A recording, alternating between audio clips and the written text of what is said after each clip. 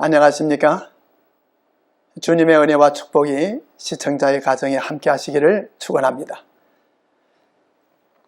신약 성경 누가복음 14장 1절에 보면 예수께서 한 번은 식사에 초대되어 바리새파 사람의 지도자들 가운데 어떤 사람의 집에 들어가셔서 음식을 잡수시게 되셨습니다. 이때 예수께서는 이 잔치에 대한 비유로 이 천국의 복음의 진리를 말씀해 주셨습니다. 그러자 15절에 보면 이 식사에 초대받은 사람 가운데 한 사람이 이 예수님의 교훈을 듣고 무릇 이 하나님의 나라에서 떡을 먹는 자는 복되도다라고 말을 했습니다.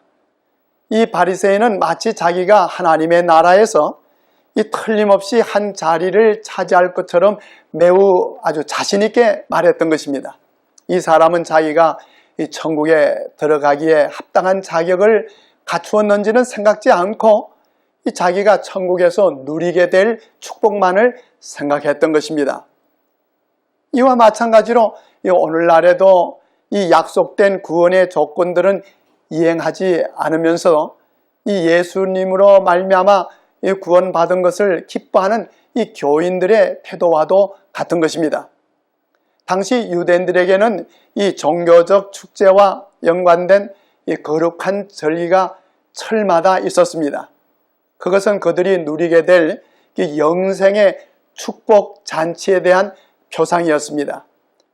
당시 유대인들은 이방 사람들이 문 밖에서 아주 부러워하는 눈으로 바라보고 있는 가운데 저희가 장차 아브라함과 이삭과 이 야곱과 함께 앉아서 먹게 될 그 하늘의 큰 잔치에 대해 이야기하고 명상하기를 좋아했습니다. 그래야 예수께서는 그들에게 주시려고 하신 경고와 교훈을 이제 한 큰 잔치의 비유로서 누가복음 14장 16절로 24절에 말씀해 주셨습니다. 이 16절로 20절에 말씀하시기를 어떤 사람이 큰 잔치를 베풀라고 많은 사람을 청하였더니 잔치할 시간에 그 청하였던 자들에게 종을 보내어 가로되 오소서 모든 것이 준비되었나이다 하매 다 일치하게 사양하여 하나는 가로되 나는 밭을 샀음에 불갑을 나가 보아야 하겠으니 청컨대 나를 용서하도록 하라 하고 또 하나는 가로되 나는 소 5 겨리를 샀음에 시험하러 가니 청컨대 나를 용서하도록 하라 하고 또 하나는 가로되 나는 장가 들었으니 그러므로 가지 못하겠노라 하는지라고 했습니다. 이 먼저 본문에서 이해되어야 할 내용으로 어떤 사람이 큰 잔치를 베풀라고 많은 사람을 청하였더니 잔치할 시간에 그 청하였던 자들에게 종을 보내어 가로되 오소서 모든 것이 준비되었나이다 하였다라는 것은 이 잔치의 초청이 2번에 걸쳐 주어진 것임을 알 수가 있습니다. 당시 유대 지방의 풍속으로 누가 잔치를 베풀게 되면 그 날짜는 오래전에 미리 알리고 이 초청장을 사전에 발송해서 이 수납하는 것이 전례로 되어 있었습니다. 그리하여 이 잔치날이 이르러 만반의 준비가 되면 이 주인의 명을 따라서 종들이 미리 초청된 손님들을 부르러 나가는 것이었습니다. 그러므로 이 잔치의 초청을 미리 수락했다가 그날이 되어 거절한다는 것은 잔치 주인에 대한 중대하고도 심각한 이 모독 행위가 되는 것이었습니다. 그런데 이 비유에서 초청을 받았으나 이 잔치에 참석하지 못하겠다고 말한 이 3사람의 핑계는 어느 하나도 이 불가피한 사유에 의한 것이 아님을 알 수가 있습니다. 밭을 샀음에 불갑을 나가 보아야 하겠다는 말이나 이 소 5 겨리를 샀음에 시험하러 가야겠다는 핑계는 이유에도 타당치 않는 것이었습니다. 밭을 샀음에 불갑을 나가 봐야 하겠다고 한 사람은 이미 그 밭을 보고 사놓은 상태였습니다. 그런데 그가 급히 가서 그것을 다시 보아야 하겠다는 것은 그의 관심이 그가 매입한 이 토지에 집착되어 있다는 것을 보여주는 것이었습니다. 소들을 산 사람도 이 소들이 일을 하기에 좋은 소들인지를 미리 알아보고 산 것이기 때문에 이미 사놓은 소들을 시험한다는 것은 그것에 대한 흥미를 만족시켜 보겠다는 것에 불과한 것이었고, 이러한 이유들은 그 큰 잔치에 참석하지 못할 핑계가 되지는 못했던 것입니다. 그리고 세 번째 사람의 경우, 이 장가를 들었다는 그 사실이 이 잔치에 참석하지 못할 이유가 되는 것은 아니었습니다. 성경 신명기 24장 5절에 기록된 이 유대인의 율법에 의하면 결혼을 한 남자가 1년간은 이 군대나 어떤 공적인 일에는 면제되었지만은 이 잔치와 같은 이 사회적 관례에 참석하는 것을 금하는 내용은 없었습니다. 그러므로 나는 장가 들었으니 잔치에 참석하지 못하겠다는 변명은 이 잔치의 초대를 전적으로 거부하는 말에 불과한 것이었습니다.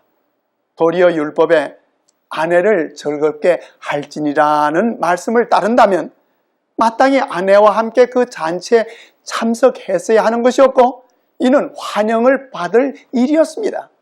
그러나 이 사람은 이 즐거움을 누릴 자신의 계획이 따로 있었고, 그 계획이 자기가 참석하기로 약속한 잔치보다 더 좋다고 생각했던 것이었습니다. 그는 그 거룩한 잔치에 참석하는 것보다 다른 이 사교적 모임에서 즐거움을 찾는 데 더욱 익숙해 있었던 것입니다. 그리고 그는 다른 사람들처럼 이 용서하라는 말도 하지 아니었고, 또 거절할 때 예의도 갖추지 않았습니다. 그가 가지 못하겠노라고 한 말은 단지 나는 갈 마음이 없다는 말에 이 가면을 씌운 것에 불과한 것이었습니다. 그리고 한편 나는 장가 들었으니 그러므로 가지 못하겠노라고 하는 말에는 이 부부의 관계에 있어서 일어나게 될 어떤 문제점들을 우리에게 암시해 주고 있는 것입니다. 오늘날에도 이 자기의 아내나 남편이 이 하나님의 부르심에 응하는데 지장을 주는 사람들이 많이 있다고 생각하고 있는 것입니다.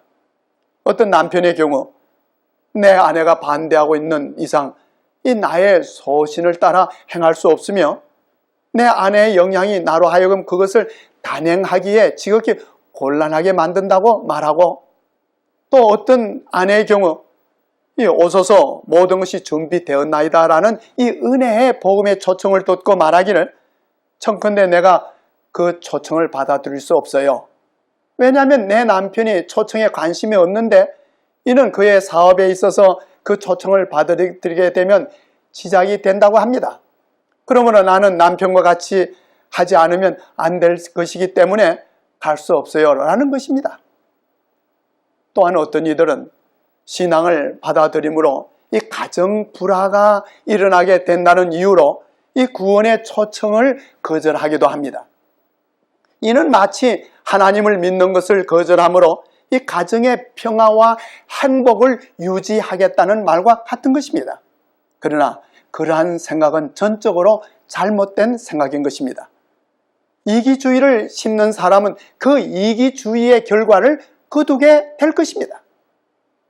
오히려 이 하나님의 사랑과 하나님의 거룩한 율법을 거절함으로 불행한 일들이 부부와 가정에서 일어나게 되는 경우를 우리는 흔히 볼 수가 있지 않습니까?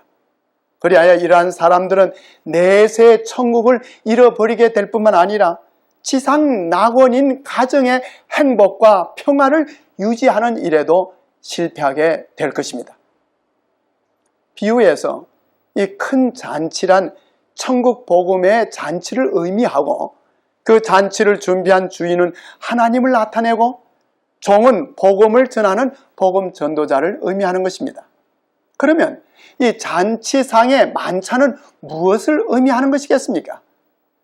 일찍이 선지자 이사야는 이사야 25장 6절에 예언하기를 만군의 여호와께서 이 산에서 만민을 위하여 기름진 것과 오래 저장하였던 포도주로 연회를 베푸시리니 곧 골수가 가득한 기름진 것과 오래 저장하였던 맑은 포도주로 하실 것이라고 했습니다. 여기에 언급된 하나님께서 마련하신 연회란 이 만민을 구원하시기를 기뻐하시는 여호와께서 그의 구원의 사역을 통해 그의 백성들과 나누시기를 위해 베푸시는 잔치를 의미하는 것입니다. 그러므로 비유에서 잔치에 베풀어진 만찬이란 예수 그리스도로 말미암는 구원의 복음을 상징하는 것입니다. 이와 같이 예수께서는 이 큰 잔치의 비유를 가지고 복음으로 말미암아 제공되는 축복을 설명하신 것입니다. 그러므로 큰 잔치에 준비된 만찬이란 곧 예수 그리스도 자신을 가리키는 것입니다. 예수 그리스도는 하나님께서 마련하신 하늘의 만찬이십니다. 예수께서도 자신을 가리켜 요한복음 6장 51절에 말씀하시기를 나는 하늘로서 내려온 산떡이니 사람이 이 떡을 먹으면 영생하리라고 하셨습니다. 그리고 비유에서 이 초청을 받았던 사람들이란 하나님께서 당신이 준비하신 천국 잔치에 참석하게 하고 하늘이 제공할 수 있는 최고의 선물, 곧 값으로 따질 수 없는 선물을 주시려고 부르심을 받은 사람들을 가리키는 것입니다. 하나님께서는 그들을 위해 귀한 잔치를 차리셨고 하늘의 만찬을 준비하신 것입니다. 옛 유대인들은 이 식탁에 둘러앉아서 떡을 먹을 때마다 무릇 하나님의 나라에서 떡을 먹는 자는 복되도다라는 말을 반복했습니다. 그러나 막상 하나님께서 그처럼 엄청난 비용을 들여 잔치를 준비하고 그들을 초청했지만 그들은 그 은혜로운 초청을 업신여겼고 참석하기를 거절했던 것입니다. 이 초대받은 사람들의 정신이 온통 다른 관심사에 몰두되어 있었고 세상의 재물과 부와 향락이 저희의 마음을 빼앗아 버렸습니다. 그리하여 그들은 일제히 핑계를 대고 그 잔치에 오기를 거절했던 것입니다.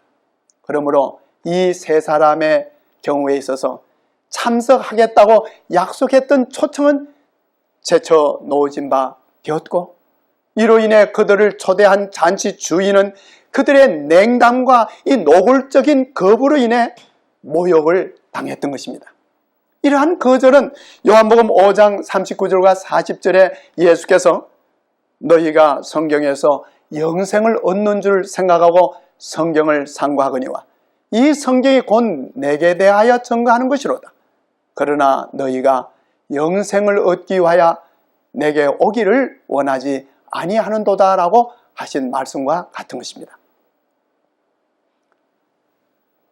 그런데 예수께서 말씀하신 그 큰 잔치의 비유는 그 잔치에 참석하기를 거절한 사람들의 이야기로 끝을 맺지는 않았습니다.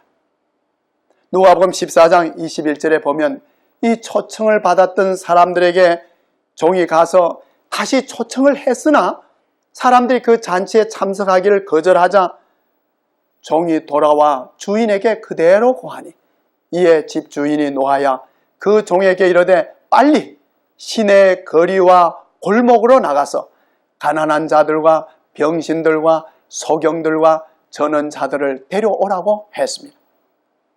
비유 가운데 잔치를 배설한 주인은 이 자기가 보낸 초청이 어떻게 취급되었는지를 알고 노하여 그 종에게 이르되 빨리 시내 거리와 골목으로 나가서 사람들을 초청해 오도록 명령을 내렸던 것입니다.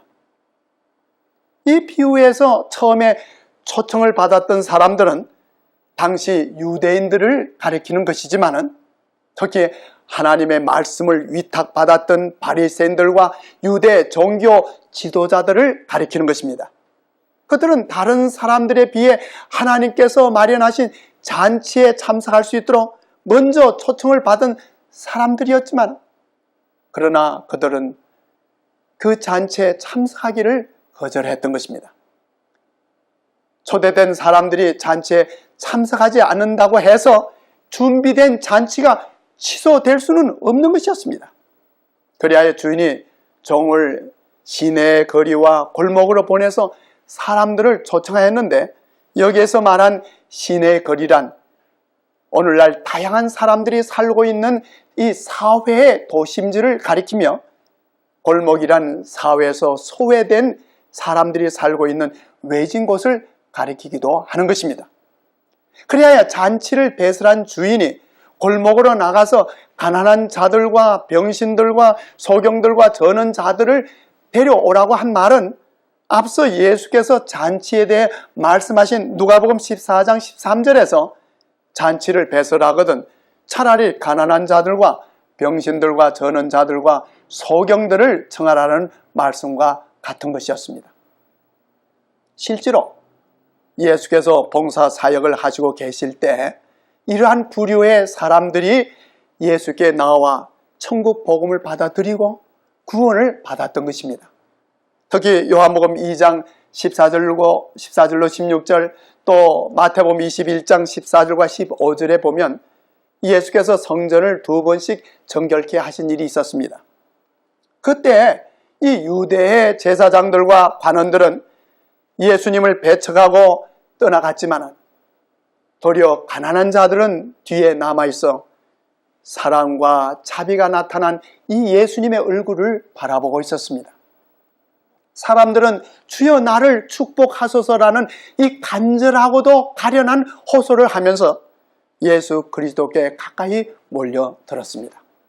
마태는 기록하기를 소경과 저는 자들이 성전에서 예수께 나오매 고쳐주셨다고 했고, 어린이들이 성전에서 소리질러 호산나 다윗의 자손이여라고 했다고 했습니다. 예수께서는 온유한 어머니의 사랑보다 더 큰 사랑과 긍휼을 가지시고 고통당하는 사람들을 굽어보셨습니다. 그리하여 모든 사람들이 돌보심을 받았고 여러 병든 사람들이 치유를 받았습니다. 벙어리가 입을 벌려 찬송했고 눈먼 자들이 그들의 시력을 회복시켜 주신 분의 얼굴을 바라보고 있었습니다. 그리하여 가난하고 고통당하던 자들의 마음은 즐겁게 되었고 행복하게 되었던 것입니다. 그러므로 큰 잔치를 준비한 주인이 이 자기의 초청을 업신여긴 자들에게서 돌이켜서 이 집과 토지가 없는 이 가난한 자들과 병든 자들과 이 불구자들, 그리고 그들에게 베푼 축복에 대해 감사할 자들을 초청한 것이었습니다. 비록 사람들의 배척과 멸시를 받는 몹시 가련한 자들이라 할지라도 하나님의 돌보심과 사랑을 받지 못할 만큼 그처럼 비천하고 가련한 사람은 세상에 없는 것입니다. 예수 그리스도께서는 오늘날도 근심에 눌린 자들과 또 지치고 압제받는 자들을 초청하시고 자기에게 나오기를 바라고 계시는 것입니다. 마태복음 11장 28절에 예수께서는 수고하고 무거운 짐진 자들아 다 내게로 오라 내가 너희를 쉬게 하리라고 하셨습니다. 그분은 다른 어떤 곳에서도 발견할 수 없고 얻을 수 없는 빛과 기쁨과 화평과 행복과 그리고 안식을 그들에게 주시고자 천국 복음의 잔치를 베풀어 주신 것입니다. 이 끝으로 누가복음 14장 22절로 24절에 보면 종이 가로되 주인이여 명하신 대로 하였으되 오히려 자리가 있나이다. 주인이 종에게 이르되 길과 산울가로 나가서 사람을 강권하여 데려다가 내 집을 채우라. 내가 너희에게 말하노니 전에 청하였던 그 사람은 하나도 내 잔치를 맛보지 못하리라 하였다 하시니라고 했습니다. 여기에서 말하는 길이 이 앞서 말한 시내의 거리와 골목과는 다른 언어로 기록되어 있습니다. 이것은 도시 외곽으로 뻗어 있는 도로를 가리키며 이 산울가는 멀리 산줄기를 나타내는 말로서 예수께서 당시 유대의 민족 이외의 세상 지역과 먼 산울가 곧 이방으로 천국 복음이 전파될 것을 말씀하신 것입니다. 이 비유는 사도들과 제자들에 의해 성취되기 시작했고 이 사도행전 13장 46절로 48절에 보면 이 사도 바울과 바나바는 유대인들을 향해 말하기를 하나님의 말씀을 마땅히 먼저 너희에게 전할 것이로되 너희가 버리고 영생 얻음에 합당치 않은 자로 자처하기로 우리가 이방인에게로 향하노라. 주께서 이같이 우리를 명하시되 내가 너를 이방의 빛을 삼아 너로 땅끝까지 구원하게 하리라 하셨느니라 하였고, 이 말을 이방인들이 듣고 기뻐하여 하나님의 말씀을 찬송하며 영생을 주시기로 작정된 자는 다 믿더라고 했습니다. 그런데 예수께서는 누가복음 14장에서 이 큰 잔치의 비유를 말씀하시기 전 이 누가복음 13장 28절과 29절에 유대인들을 향해 이르시기를 너희가 아브라함과 이삭과 야곱과 모든 선지자는 하나님 나라에 있고 오직 너희는 밖에 쫓겨난 것을 볼 때 거기서 슬피 울며 이를 갈미 있으리라. 사람들이 동서남북으로부터 와서 하나님의 나라 잔치에 참여하리라고 하셨습니다. 이 말씀과 큰 잔치의 비유는 예수 그리스도의 재림으로 말미암아 구원받은 성도들이 하늘에서 천국 잔치에 참여하게 되므로 이 궁극적으로 성취될 것입니다. 그러므로 오늘날 천국 복음의 기쁜 소식은 그리스도께서 당신의 백성을 구원하기 위해 영광 중에 재림하실 것을 전하는 기별인 것입니다. 계시 요한은 예수 그리스도의 재림 바로 전에 천국 복음 기별이 온 세상에 전파될 것을 요한계시록 14장에 새 천사의 기별로 예언해 주었습니다. 이 기별이 전파된 후에 곧 이어 이 요한계시록 14장 후반부에 보면 바로 6절로 12절에 보면 새 천사의 기별, 곧 이 최후의 초청이 전해진 후에 바로 예수님께서는 재림하시기 위해서 구름 위에 앉으신 장면을 보게 되는 것입니다. 그런데 그 큰 잔치의 비유에서 이 잔치 주인의 초대가 사람들에게 거절을 당했다는 것과 같이 또한 옛날 유대인들이 저희 마음을 완고하게 하여 이 하나님의 구원의 초청을 거절했던 것처럼 오늘날에도 어떤 이들로 말미암아 예수의 재림의 기별과 더불어 전해지는 이 영원한 복음, 곧 천국 복음이 거절을 당하고 있는 것입니다. 그러나 오래지 아니하여 예수께서는 천만 천사와 함께 재림하실 것이고 구원받은 성도들은 하늘 잔치에 참석하게 될 것입니다. 오늘날 전해지는 이 복음의 초청을 받아들여서 이 구원을 받게 되므로 오래지 아니하여 하늘에서 베풀어질 그 큰 잔치에, 곧 천국 잔치에 우리 모두 참석하게 되기를 바랍니다.